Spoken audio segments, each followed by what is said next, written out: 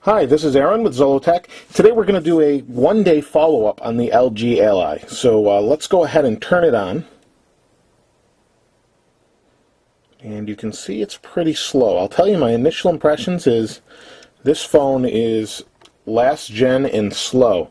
So that's my take on it, but from what I understand it is very reasonably priced. So if you're in a budget crunch there.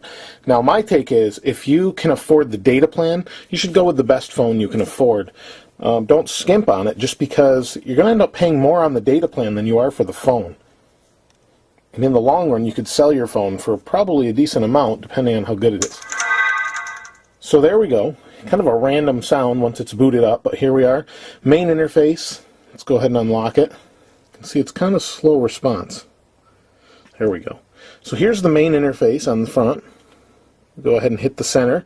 It zooms in, zooms out, kind of like the Nexus 1. See how slow it is? This is on a first boot up. It's a little bit choppy. Now I'm not saying it's not functional. It just feels like a last gen phone. Basically because it is. This does not have a gigahertz processor in it.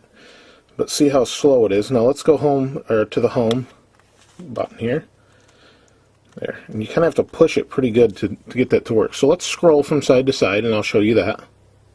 So how's that little bit of chop there? Yeah, there we go. Now to give you a comparison, I have the Fascinate here.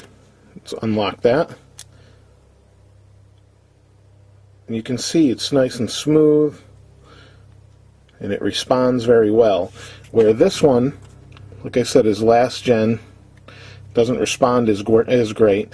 Now, like I said, it's definitely functional, but we've just moved on from this sort of Android phone. This is last gen, or last year, really. It's not that long ago. But it works fine, and if you were to compare this to something like the G1, or something along the lines of the 600 megahertz type style, you're going to get similar results. So it's definitely functional, but the screen is tiny. So as you can see, again, this is 4-inch. I think this is 3.2 if I remember correctly. Now let's go to the browser and we'll check that out so I can show you. And let's load, let's load my site here, Zollotech. And it's actually not too bad speed-wise, loading websites and things. But it just feels a little bit sluggish overall. Now, if you've never had a smartphone and you really like this as opposed to something like the Droid 2, well, I don't think you're going to be disappointed, but you are going to notice a difference if you're coming from something, with 1 gigahertz. You wouldn't want to step back. So you can see it's pretty fast. It does have pinch to zoom. And that responds pretty well, but you can see there's kind of like a little bit of a delay there. Whereas, let me show you on the Fascinate here. Let's go into the browser. Always auto loads, there we go. Go to my site, and we'll wait for that to load. Oh, and I'm on 3G with 1 bar, that's why it's kind of slow on Wi-Fi with the Ally. So let's go ahead, pinch to zoom, you can see it's really quick, responsive. Where on this, it's okay, but it does feel like it doesn't respond to your fingers right away. So you may want to consider that. If that's not a factor for you, great. It may not be a bad choice. Now, you do have some convenient features that they seem to be putting on most Android phones now, where you can adjust the brightness real quick. So that's full bright. That's as dim as it gets. And you can see the screen a little bit better, I think. It doesn't wash out the screen here. So you can see the response is pretty good when you flip it sideways. Now it goes back. Little bit delayed. Overall, though, it's your standard stock Android. So I prefer this Fascinate. Obviously, it's a nicer, faster phone. It's tough to kind of go back to this. However, for a first-time user, like I said, it would be pretty good.